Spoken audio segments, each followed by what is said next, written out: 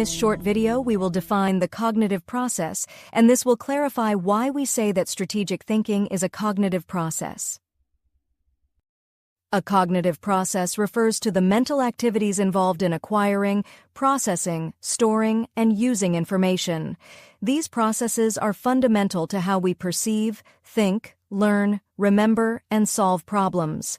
Cognitive processes include a range of functions such as attention, perception, memory, language, reasoning, and decision-making. What are the key aspects of cognitive processes? Attention, the ability to focus on specific stimuli or information while ignoring others.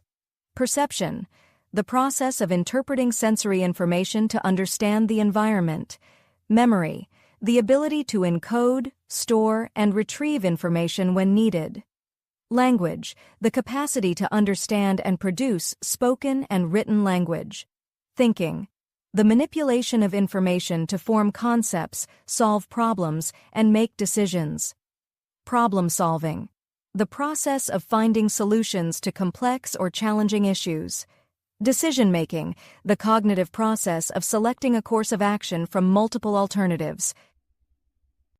These processes work together to allow individuals to function in daily life, make sense of the world around them, and respond effectively to various situations. That's why we say that strategic thinking is a cognitive process, because it involves the deliberate use of mental activities like analysis, decision-making, and problem-solving to create effective strategies and achieve specific goals.